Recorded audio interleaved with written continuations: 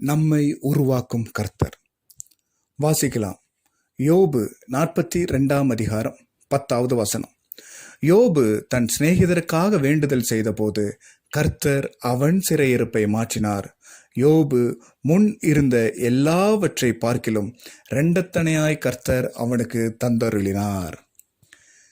கர்த்தர் நம்மை உருவாக்கும் பொழுது முதலாவது எதை இழந்தாலும் கர்த்தரை இகழாத உள்ளத்தை நமக்கு தருவார்.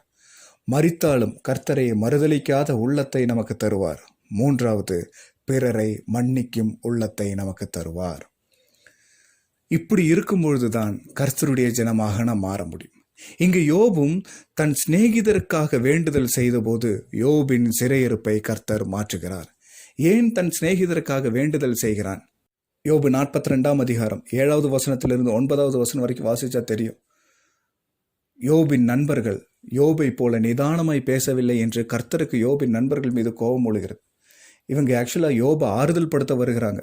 யோபுக்கு எல்லாம் நஷ்டம் வந்துருச்சு, அவன் பலவீனமாக இருக்கிறான் என்று மூவரும் யோபை காண வருகிறார்கள். யோபை காண வரும்பொழுது அவன் படுற கஷ்டத்தையும் நஷ்டத்தையும் பார்த்து அவனுடைய பலவீனத்தை பார்த்து 7 நாள் அமைதலாக உட்கார்றாங்க. அப்போ எந்த அளவுக்கு திக் ஃப்ரெண்ட்ஸ்ன்னு பாருங்க. இன்றைக்கு நம்மளோட ஃப்ரெண்டுன்னு நம்ம கூட இருப்பாங்க. நம்மளுக்கு ஏதாவது ஒன்று நான் பக்கத்தில் வந்து நின்று நீ இப்படி பண்ணல அப்படி பண்ணலன்ட்டு நம்மளே குறை சொல்லிட்டு இருப்பாங்க. அப்படிப்பட்ட நண்பர்கள் தான் இன்னைக்கு இருக்கிறாங்க. ஆனால் அன்றைக்கு உண்மையாலுமே யோபு கஷ்டப்படுறான்னு சொல்லி அந்த வருத்தத்தினால் அவங்களுக்கு பேசவே முடியல. வார்த்தை அவங்களுடைய வாயிலிருந்து வராமல் 7 நாள் அமைதலாக இருக்கிறார்கள் என்றால் எவ்வளோ உண்மையான நண்பர்கள் என்று நாம் பார்க்கிறோம். ஆனால் அப்படிப்பட்ட நண்பர்களே பேசும்பொழுது யோபுக்கு அவனுக்கு ஒரு மிகவும் கடினம் உண்டாகி அவன் சொல்றான், நீங்கள் அலட்டல் உண்டாக்குகிற தேற்றரவாளர்கள் என்று. நானே கஷ்டத்தில் இருக்கிறேன், இப்போ நீங்கள் 3 பேர் பேசுறது எனக்கு இன்னும் அதிகமாக கஷ்டப்படுத்துது என்று அவன் சொல்றான். அந்த அளவுக்கு அவங்களுடைய வார்த்தைகள் இருந்தது. யோபு அதுக்கு மறு உத்தரவாக பேசுகிறது, கொஞ்சம் கொஞ்சமாக இவனுடைய வாழ்க்கையில் நான் உத்தமனாக இருக்கேன், நான் இவ்வளோ சரியாக செஞ்சுருக்கிறேன், எல்லாம் பக்காவாக பண்ணியிருக்கிறேன், ஆனால் கர்த்தர் ஏன் என்னை தண்டித்தார் என்றது போல அவன் பேச ஆரம்பிக்கிறான். அப்படி பேச ஆரம்பிக்கும்போது எலிஹு என்பவன் யோபுவோட நண்பர்களுக்கும் யோபுக்கும் பதில் சொல்றான், கர்த்தர் அப்படி பேசாதீங்க, உங்கள் பெருமைகளின் நிமித்தம் நீங்க மேன்மை பாராட்டாதீங்க, கர்த்தர் எப்படிப்பட்டவர் என்று இவர்களுக்கு விவரித்து கூறுகிறான்.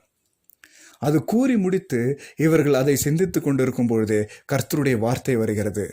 கர்த்தர் இப்பொழுது யோபை பார்த்து பேசுகிறார். கர்த்தர் யோபை பார்த்து பேசும்போது யோபு நான் செய்ததெல்லாம் தவறு ஆண்டவரே என்று கர்த்தருக்கு முன்பாக தன்னை தாழ்த்துகிறான். அப்படி தாழ்த்தும் போதுதான் கர்த்தர் 42 அதிகாரம் 7வது வசனத்தை பேசுகிறார். கர்த்தர் இந்த வார்த்தைகளை யோபோடு பேசின பின் கர்த்தர் தேமானியனான எலிப்பாசை நோக்கி, உன்மேலும் உன் 2 சிநேகிதர் மேலும் எனக்கு கோபம் மூழுகிறது என்கிறார். என் தாசனாகிய யோபு பேசினது போல் நீங்கள் என்னை குறித்து நிதானமாய் பேசவில்லை என்று. யோபு பேசுகிறான், ஆனாலும் கர்த்தரை குறித்து நிதானமாக பேசுகிறான். ஆனால் அவனுடைய நண்பர்களோ கர்த்தரை குறித்து நிதானமாய் பேசாதது நிமித்தம் கர்த்தருக்கு அவர்கள் மேல் கோபம் உண்டது. இதனால தான் கர்த்தர் சொல்கிறார், யோபு அவங்க பேசுனது உனக்கு கஷ்டத்தை உண்டாக்குச்சு, அதுக்காக நீ அந்த வைராக்கியத்தையும் அந்த கோபத்தையும் மனசுலேயே வச்சுட்டு இருக்காத, போய் அவங்களுக்காக வேண்டுதல் பண்ணு என்று கர்த்தர் சொல்லுகிறார். இப்போ யோபு அந்த துக்கத்திலும் அந்த வேதனையிலும் அந்த வியாதியிலும் அவன் போய் அவனுடைய நண்பர்களுக்காக வேண்டுதல் செய்யும் போது கர்த்தர் யோபின் முகத்தை பார்க்கிறார். அவனுடைய முகத்தை பார்த்த உண்மையாக அவன் கலங்கி இருக்கிறான். கர்த்தருடைய கோபம் இவர்களுக்கு வரக்கூடாது, இவர்களை அந்த கோபத்திலிருந்து தப்பிக்க வைக்க வேண்டும் என்று அவனுடைய நண்பர்களுக்காக அவன் உண்மையாய் வேண்டிக் கொள்கிறான். அந்த வேண்டுதலை கர்த்தர் கேட்டு யோபு தன் சிநேகிதருக்காக வேண்டுதல் செய்த போது கர்த்தர் அவன் சிறையிருப்பை மாற்றினார் என்று நாம் வாசிக்கிறோம். இன்றைக்கும் நம்மை துக்கப்படுத்தினவர்கள், நம்மை துன்பப்படுத்தினவர்கள், நம்மை ஏளனமாய் பேசினவர்கள், அவர்களுடைய வாழ்க்கையில் ஏதாவது குறைவு ஏற்பட வேண்டும் என்று நாம் சிந்தித்துக் கொண்டிருப்போமே. ஆனால் அந்த சிந்தனையை மாற்றி கர்த்தர் அவர்களையும் ஆசீர்வதிக்க வேண்டும், அவர்களும் கர்த்தரை தெரிந்து கொள்ள வேண்டும், அவர்களும் என்னுடைய நண்பர்களாக இருந்தவர்கள் தானே என்று நாம் அவர்களுக்காக வேண்டுதல் செய்யும் போது உண்மையாய் கர்த்தருடைய கோபாக்கினி அவர்கள் மேல் வரக்கூடாது, அவர்களை அதிலிருந்து தப்புவித்துக் கொள்ள வேண்டும் என்று அவர்களுக்காக நாம் ஜெபிக்கும் போது கர்த்தர் நம்முடைய முகத்தை பார்த்து நம்முடைய சிறையிருப்பையும் கர்த்தர் மாற்றுவார். இன்றைக்கும் அப்படிப்பட்ட சிறையிருப்பில் நாம் இருந்து கொண்டிருப்போமே. ஆனால் கர்த்தர் சொல்லுகிறார், உங்கள் முன்னிலைமையை பார்க்கிலும் பின்னிலைமை ஆசீர்வதிக்கப்பட வேண்டும் என்றால் எல்லோரையும் மன்னிக்கும் உள்ளம் உங்களுக்கு வர வேண்டும். நம்மை ஒருவர் துன்பப்படுத்துகிறார்கள் என்றால் அவர்களுக்காக மன்னியுங்கள், அவர்களுக்காக ஜெபியுங்கள். ஆண்டவர் இயேசு கிறிஸ்து மத்தேயு 5ஆம் அதிகாரத்தில் நமக்கு சொல்லியிருக்கிறது இதுதானே, உங்களை துன்பப்படுத்துகிறவர்களுக்காகவும் உங்களை நிந்திக்கிறவர்களுக்காகவும் ஜெபம் பண்ணுங்கள் என்று. அதுக்காக தவறா ஜெபிக்க கூடாது. அவர்களை ஆசீர்வதித்து ஜெபிக்க வேண்டும். ஏனென்றால் அவர்களை மன்னிக்கும் உள்ளம் நமக்கு வர வேண்டும். அவர்களை மன்னிக்கும் உள்ளம் நமக்கு வர வேண்டும். இதைதான் ஆண்டவர் இயேசு கிறிஸ்துவும் சிலுவையில் செய்கிறார். பிதாவே, இவர்களை மன்னியும், தாங்கள் செய்வது என்னதென்று அறியாமல் இருக்கிறார்கள் என்று நமக்காக அவர்கள் மன்னிப்பு கேட்கும்போது, நமக்காக அவர் பிதாவினிடத்தில் மன்னிப்பு கேட்கும்போது பிதாவாகிய தேவன் நம்மை மன்னிக்கிறார். இந்த குணநலங்கள் நமக்குள்ளும் வர வேண்டும் என்றுதான் கர்த்தர் விரும்புகிறார். அதனாலதான் கர்த்தர் சொல்கிறார், இப்பொழுதும் யாக்கோபே உன்னை சிருஷ்டித்தவரும் இஸ்ரவேலே உன்னை உருவாக்கினவரும் என்று. கர்த்தர் நம்மை உருவாக்குவதில் வல்லவராயிருக்கிறார். எதற்காக நம்மை உருவாக்குகிறார் என்றால், அவரை மறுதலிக்காத உள்ளத்துக்காகவும் அவரை இகழாத உள்ளத்துக்காகவும் பிறரை மன்னிக்கும் உள்ளம் நமக்குள் வரும்போது நாம் அவருடைய சொந்த ஜனங்களாக மாறுகிறோம். அவர் நம்மை ஆசீர்வதிக்க சித்தமாயிருக்கிறார். அந்த ஆசீர்வாதம் நம்மளுடைய முன்னிலைமையை பார்க்கிலும் பின்னிலைமை ஆசீர்வதிக்கப்பட்டதாக இருக்க வேண்டும். இந்த பரிசுத்த வேதாகமத்தில் யோபுவின் புஸ்தகம் கர்த்தர் ஏன் அனுமதித்திருக்கிறார் என்றால், இந்த யோபின் புஸ்தகம் கர்த்தராகிய இயேசு கிறிஸ்துவை பற்றி ஒரு சாட்சி கொடுப்பதாகவே தான் இருக்கும். யோபு எப்படி தன் சிநேகிதருக்காக வேண்டிக் கொள்ளும் போது அவனுடைய சிறையிருப்பை கர்த்தர் மாற்றினாரோ, அதே போல் இந்த உலகத்துக்காக கர்த்தரும் இரட்சகருமாகிய இயேசு கிறிஸ்து வேண்டிக் கொள்ளும் போது நம்மளுடைய சிறையிருப்பெல்லாம் கர்த்தர் மாற்றி நம்மை பரலோக ராஜ்யத்தை சுதந்திரிக்கும் சுதந்திரவாளிகளாய் மாற்றியிருக்கிறார். இயேசு கிறிஸ்துவின் விலையேற பெற்ற ரத்தத்தால் நாம் பிதாவை அப்பா பிதாவே என்று கூப்பிடும் புத்திர சுகாரத்தை நமக்கு கர்த்தர் தந்திருக்கிறார்.